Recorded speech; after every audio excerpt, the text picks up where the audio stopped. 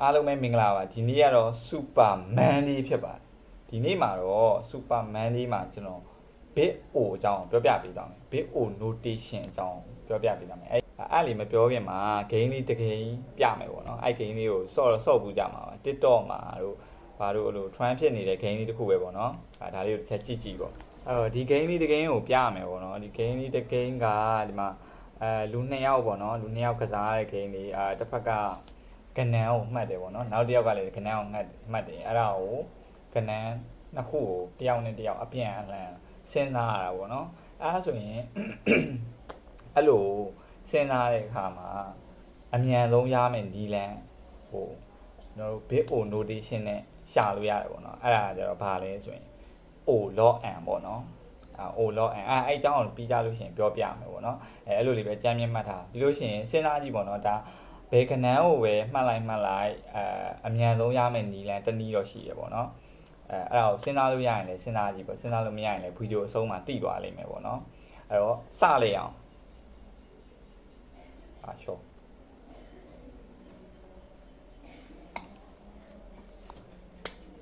โอเคအဲ့ဒါဆိုရင်စကြမယ်အဲ့တော့ဒီ bit o notation ရဲ့အဓိကဘာလုပ်တာလဲဆိုလို့ရှိရင်သူက algorithm နဲ့သူ့ရဲ့ time algorithm တစ်ခုရဲ့ time complexity ကိုပြတာပေါ့နော်ဒီနေရာမှာtime ဆိုတာကြတော့တစ်စက္ကန့်2စက္ကန့်ကိုပြောတာမဟုတ်ဘူးအချိန်ရေအတွက်ကိုပြောတာပေါ့နော်algorithm တစ်ခုကဒီ finding process ဆို process တစ်ခုကိုဘယ်နဲ့ချိန် run ရတယ်အဲ့ဒီအချိန်အရေအတွက် time ကိုပြောတာပေါ့နော်အဲ့ဒီအချိန်အရေအတွက်ကိုပြတဲ့ notation ကို bit o လို့ခေါ်ပါတယ်ကျွန်တော် o အကြီးနဲ့ပဲရေးတယ်ပေါ့နော်ဒီလို o အကြီးနဲ့ပဲရေးပါတယ်အဲဆိုရင်မှာစဉ်းစားရရှိတာ o1 ပေါ့နော် o1 ဆိုရင်ဘာကိုပြောရလဲဒီမှာ o1 ဆိုလို့ရှိရင်တော့ကျွန်တော်တို့ data set ထဲမှာ data တစ်ခုပဲရှိရထားပါတော့ကျွန်တော်တို့ data ထဲမှာ1ဆိုတဲ့ data ပဲရှိတယ်ကျွန်တော်1ကိုရှာခြင်းလို့ရှိရင်ကျွန်တော်တို့တစ်ခါပဲရှာကြရလိုတယ်ပေါ့နော်အဲ့ခါဆိုလို့ရှိရင်အဲ့ဆိုလို့ရှိရင်သူ့ရဲ့ algorithm ကအလုပ်လုပ်ရတဲ့အချိန်ရေအတွက်က o1 လို့ပြောလို့ရတယ်အဲ့ဒါဆိုရင်နည်းနည်းလေးမြင်အောင်မတင်နောက်တစ်ခုထပ်ပြမယ်ပေါ့နော်နောက်ထပ် bit o notation နဲ့ပတ်သက်ပြီးတော့ on ဆိုပြီးတော့ရှိရပေါ့နော် on အဲ့ကောင်ကကြတော့ဒီမှာကြားလို့ရှိရင်ဘယ်လိုနားလည်အောင်ပြောလို့ရတယ်ဆိုတော့ကျွန်တော်တို့ data set အကြီးရှိရလို့မှတ်လိုက်ဗျာထားပါတော့နာမည်ကြီးရေးထားတဲ့နာမည်ကြီးအများကြီးရေးထားတဲ့ data set တစ်ခုကျွန်တော်တို့မှာရှိရလို့ထားလိုက်ပါတော့ဥပဒေါ်မြအမအနောက်မှာအများကြီးပါတယ်လို့ထားလိုက်ဗျာအဲ့ဒါဆိုလို့ရှိရင်ဒီထဲကနာမည်တစ်ခုပါမပါရှာမယ်အဲ့ဒီပါမပါရှာဖို့လို့အတွက်ကျွန်တော်တို့ algorithm တစ်ခုဆွဲရမယ်ပေါ့နော် algorithm တစ်ခုဆွဲရမယ်ဆိုလို့ရှိရင်ညာတို့လည်းဘယ်လိုဆွဲမှာလဲပေါ့နော်အဲ့ဒါဆိုရင်ပထမဆုံးအနေနဲ့ algorithm ကို loop ပတ်မယ် data set ကို loop ပတ်မယ်ပြီးလို့ရှိရင်ဥပမာနဲ့ထားပါတော့ကျွန်တော်တို့ရှာခြင်းနဲ့data နဲ့ compare လုပ်မယ်ပေါ့နော်compare လုပ်မယ်တူလို့ရှိရင်ကျွန်တော်တို့ရှာနေတဲ့ data တွေ့တယ်ပေါ့အဲ့ဆိုရင်အကုန်လုံးရှာရမှာဗျာဥပမာဆိုရင်လည်းပထမဆုံး data ကနေစပြီးတော့ဟိုးနောက်ဆုံးကြီးရှာရမှာအဲ့လိုဟိုးနောက်ဆုံးကြီးရှာလိုက်တဲ့အခါကျလို့ရှိရင်လုံးဝကျွန်တော်တို့ရဲ့ဒီ algorithm ကထားပါတော့ကျွန်တော်တို့လိုချင်တဲ့ data ကဟိုးအနောက်ဆုံးမှာရှိနေတယ်ဆိုလို့ရှိရင်ကျွန်တော်တို့ရဲ့ algorithm ကအဆုံးထိ run ရမှာအဆုံးထိ run မှာဖြစ်တဲ့အတွက်သူ့ရဲ့အချိန်အရေအတွက်ဒီကျွန်တော်တို့မှာရှိတဲ့ data set ရဲ့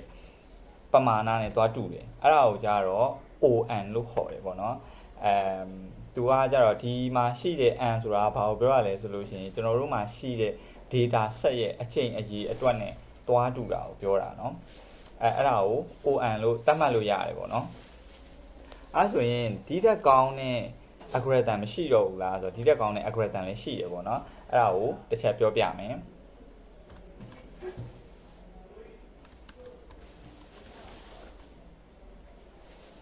ဒီတက်ကောင်းတဲ့ algorithm ကြတော့ကျွန်တော်တို့ဒီထားပါတော့အခု data set မှာဆိုလို့ရှိရင်ကျွန်တော်တို့ကဒါဥပတို့ဒေါ်များလို့ဆိုတာဖြောက်တောက်ထည့်ရင်ထည့်ထားလိုက်မယ်ဗျာအဲ့ဒါကိုကျွန်တော်တို့ကဖြောက်တောက်မထည့်ဘူးsorting တစ်ခုအနေနဲ့ထည့်လိုက်မယ်ထားပါတော့ကျွန်တော်တို့က A နဲ့စားတဲ့သူကိုအရှိမထားလိုက်မယ်လို့ပဲထားပါတော့ပြီးလို့ရှိရင်နောက်ရောက်သွားလို့ရှိရင်B နဲ့စားတဲ့သူလာမယ်ပြီးလို့ရှိရင်တတိယတစ်ခု C နဲ့စားတဲ့လူလာမယ်ထားပါတော့စတုတ္ထတစ်ခုD နဲ့စားတဲ့လူလာမယ်အဲ့လို အဲ့လိုမျိုးကျွန်တော်တို့က sorting စီလိုက်တယ်လို့သဘောထားလိုက်ဗျာ data တွေကလည်းအများကြီးရှိမယ်ဒီလိုမျိုးလေးလဲ sorting စီထားရတယ်ဆိုလို့ရှိရင်ဒီ algorithm မှာဒီ data set ကို data set တွေက data ကိုရှာတဲ့အခါကျလို့ရှိရင်လွယ်ကူကူနဲ့ရှာလို့ရတယ်အဲ့ဒါဘယ်လိုလဲဆိုရင်ကျွန်တော်ပြောပြရမယ်ပေါ့နော်ထားပါတော့ကျွန်တော်တို့ဒီ data set တစ်ခုကdata အခု1000ရှိတယ်ပဲထားပါတော့ဒီနောက်မှာနာမည်ထပ်ပြီးတော့ပါအောင်မယ် data အခု1000ရှိတယ်ကျွန်တော်တို့ဒီထဲကနေပြီးတော့နာမည်တစ်လုံးကိုရှာခြင်းတယ်ပဲထားပါတော့ပေါ့နော်ထားပါတော့နာမည်တစ်လုံးကိုရှာခြင်းတယ်လို့ထားလိုက်ဗျာဒီနာမည်ထွတ်ဆိုတဲ့နာမည်လေးကိုရှာမယ်ဆိုလို့ရှိရင်ကျွန်တော်တို့အနေနဲ့ sorting စီထားရလဲဖြစ်တဲ့အတွက်ကျွန်တော်တို့အနေနဲ့ဒီ data set ရဲ့တစ်ဝက်ကိုစစ်ကြည့်လိုက်မယ်ထားပါဒီမှာအလုံး1000ရှိရဆိုလို့ရှိရင်ဒီမှာအလုံး900ကိုစစ်ကြည့်လိုက်မယ်အလုံး900မှာ B နဲ့စအလုံး900မှာ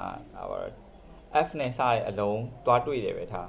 အဲ့ဆိုလို့ရှိရင်ဒီ F ရဲ့အရှိရ900ကိုကျွန်တော်တို့စစ်စရာမလိုဘဲနဲ့ပယ်လိုက်လို့ရပြီဗျာF ရဲ့အနောက်ကဟာကိုပဲစစ်ဖို့လိုတာဘာလို့လဲဆိုတော့ကျွန်တော်ဒီရှာခြင်းနဲ့စလုံးကကြောင့် H နဲ့စတာ哦အဲ့လိုမျိုးအဲ့ဒီ algorithm ကိုကြတော့ကျွန်တော်တို့ဘာသူကအဲ့လိုပယ်သွားတာပေါ့နော်ဒီ F နဲ့ဒီဘက်ဂျားတွေက F နဲ့ Z နဲ့ဂျားတွေကဟာပဲရှိတော့မယ်အဲ့ဆိုရင်အဲ့ဒီ data ကလည်း900ပဲကျန်တော့မယ်အဲ့ဒါအောင်မှထပ်ပြီးတော့တဝက်ဝက်လိုက်ပေါ့နော်တဝက်ဝက်ပြီးတော့250အဲ့မှာအလဲဟာကိုစစ်ကြည့်လို့တစ်ဖက်ကိုပယ်တစ်ဖက်က data ကိုယူလို့ရတယ်ပေါ့နော်အဲ့လိုမျိုးလောက်သွားလို့ရှိရင်ဒီ data set ကအရန်ညံ့တယ်ဒီ finding process ရဲ့ဟာပယ်သွားတဲ့အတွက်အခု250လုံးတိုက်စစ်စရာမလိုတော့ဘူးအဲ့ဒီ process တွေကမရှိတော့ဘူးအဲ့ဒါဖြစ်တဲ့အတွက်ပို့ပြီးတော့မြန်သွားတယ်အဲ့ဒီ algorithm ကိုဘယ်လိုဖော်ပြလို့ရလဲဆိုလို့ရှိရင်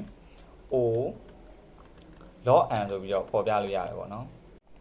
အဲ့ဒီ algorithm ရဲ့ notation ကို log n လို့သတ်မှတ်လို့ရတယ်ပေါ့နော်အဲ့ဆိုရင်စဉ်းစားကြည့်အောင် log n ဖြစ်လားမဖြစ်လားဆိုတော့တစ်ချက်စဉ်းစားကြည့်အောင်ပေါ့နော်စောနာတော့က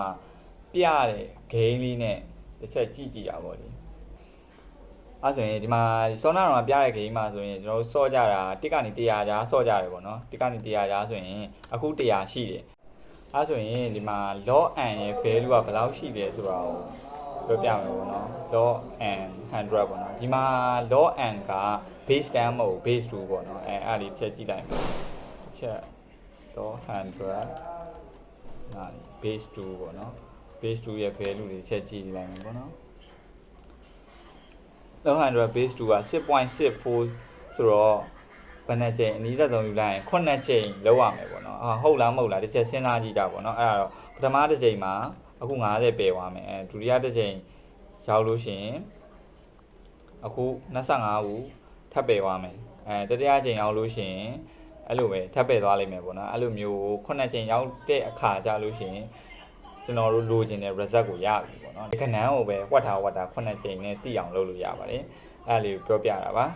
အဲ့ဆိုလို့ရှိရင်ဒီ bit o notation ကိုနားလေသဘောပေါက်သွားနိုင်မယ်လို့ထင်တယ်ပေါ့နော်အဓိကကတော့ဒီ algorithm တွေရဲ့အချိန်အရေးအတွက် time complexity ကိုတိုင်းတဲ့နေရာမှာသုံးကြတာပေါ့နော်ဒီတော့ပြောပြသွားတဲ့ဒီ O1 တို့ ON တို့ O log n တို့မှမဟုတ်ဘူးတခြား notation တွေလည်းရှိရပေါ့နော်တခြားရေးလို့ရတယ်လည်းအများကြီးရှိတယ်ဒါကတော့ algorithm ပေါ်လိုက်ပြီးတော့